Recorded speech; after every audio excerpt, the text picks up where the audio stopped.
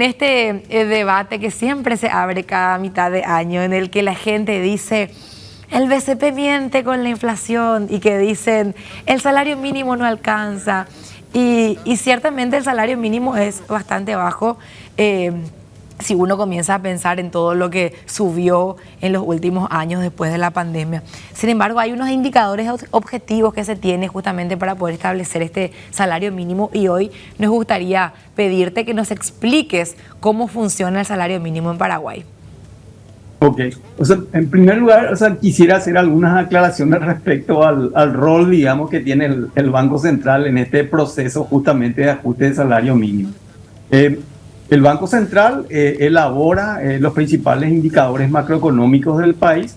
Entre ellos está el índice de precios al consumidor, que como primera función para nosotros, la primera utilidad que tiene, es justamente guiar el diseño, ¿verdad?, y ejecución de la política monetaria. Hay otra función, digamos, que tiene, que es la de ayudar en la elaboración de las cuentas nacionales, principalmente cuando hablamos de las cuentas nacionales a valores reales, en términos, digamos, constantes. Y hay otra función que sirve como factor de reajuste de precios, digamos, de la economía, ¿verdad? Entonces, ahí es donde el Banco Central tiene conexión con esta cuestión, digamos, de políticas salariales. Pero nuestro objetivo, digamos, evidentemente está por otro lado, ¿verdad? Nuestro objetivo es estabilidad monetaria, estabilidad financiera, pero el hecho de que se use el IPC para ajustar el salario mínimo de alguna forma nos pega, digamos, a este proceso, como te mencionaba, Gladys. Pero el monto, en realidad, digamos, o el nivel no es determinado, digamos, por nosotros, ¿verdad? Yo entiendo que hace años, ¿verdad?, probablemente estamos hablando de 1940, 1950, de alguna forma hubo una reunión y en esa reunión se estableció cuánto iba a ser el salario mínimo legal, ¿verdad? A partir de ahí, lo que hemos visto es cada año, ¿verdad? Anteriormente la normativa hablaba de que se ajusta, digamos, este salario mínimo legal cuando la inflación alcanza un 10%, y con la nueva ley ahora se negocia, digamos, cada año cualquiera sea el nivel de inflación, digamos, que se tenga, ¿verdad? Entonces, el nivel que hoy tenemos es fruto de esa primera reunión o esa determinación que se tomó años atrás, y las variaciones, digamos, de precios que fueron ajustando ese nivel, y hoy es el monto que justamente mencionabas, la de 2.550.000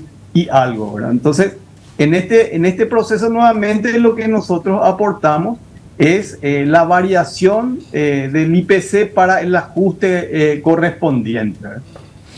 Lo que hay que mencionar también ahí es que es un mínimo, ¿verdad? Que eso generalmente, o sea, es algo que no va a pagar el gobierno, sino paga la empresa.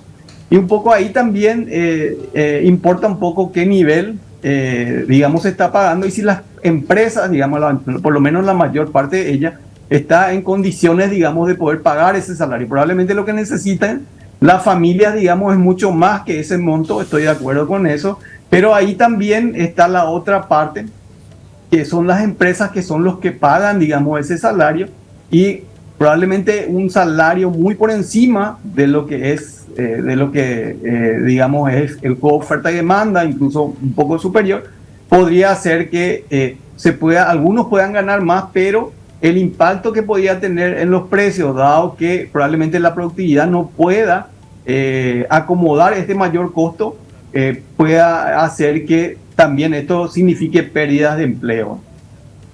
Bueno, y justamente en este sentido, Miguel, en Paraguay sabemos que rige la economía de mercado, y este libre mercado implica justamente que los actores económicos vayan buscando y equilibrando esos precios de productos y servicios. Muy pocos servicios en particular son los que tienen esa intervención directa del Estado, como es el salario mínimo, como es el precio del pasaje, por ejemplo, del transporte público en el área metropolitana. Y sabemos que en el caso del salario mínimo afecta a otros servicios. Por ejemplo, hay multas que se calculan en base a los jornales mínimos diarios, hay también sueldos, salarios en la función pública que están sujetos, o jubilaciones, por ejemplo, que están sujetos a este componente tan importante. Y la siguiente pregunta es, ya que el componente del Banco Central del Paraguay es el IPC, y mucha gente también como que no termina de entender cómo funciona el índice de precio del consumidor, la siguiente pregunta es, dentro de ese Consejo del Salario Mínimo, ¿se llegó a analizar que no se utilice la inflación como parámetro, sino el segmento de alimentos, por ejemplo, para el salario mínimo, considerando que una persona que gana el sueldo mínimo probablemente casi todo su ingreso lo destine al consumo? Un poco para analizar contigo, Gladys, esto que estás planteando, ¿verdad?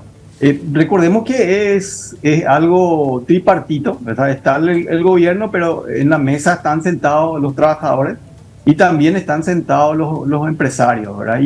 Y por lo menos en el tiempo en que el Banco Central participaba en las reuniones, o sea, justamente hubo intentos de esto que mencionás, ¿verdad? De que la canasta solamente forme parte de aquellos productos, digamos, que son consumidos por cierto, o sea, por las personas que ganan, digamos, el salario mínimo o niveles de ingresos medio y bajo, ¿verdad? Pero evidentemente que eso requiere un acuerdo, digamos, entre las partes, ¿verdad? Como sí se da para aquellas negociaciones de salarios que están por encima del salario mínimo, pues nosotros recibimos regularmente notas en el cual piden variaciones de precio, ¿verdad? De determinado periodo, los cuales son aplicados justamente a esos acuerdos, pero acuerdos, digamos, privados entre partes, ¿verdad? Muchos gremios, digamos, ajustan su salario en base a la inflación, ¿verdad? Pero como mencionaba, ahí hay un acuerdo implícito porque la normativa solamente habla de ajustes para el salario mínimo legal, ¿verdad? Pero un poco haciendo también un análisis, ¿verdad? En este periodo, digamos, los precios de los alimentos han subido bastante, pero supongamos que solamente los precios de los alimentos subieron y los demás precios no. Y supongamos también que ajustamos por la variación de precios de los alimentos. Evidentemente, todas las industrias que producen alimentos podría acomodar, digamos, un aumento de ese tipo del salario mínimo, pero ¿qué pasa con las otras industrias que no han tenido un aumento similar, pero tienen que pagar también este salario en base solamente a los alimentos, ¿verdad? Eso, digamos, por un lado. Por otro lado, recordemos también que los alimentos, por lo menos algunos, así como suben rápidamente, también hay escenarios donde bajan muy rápidamente.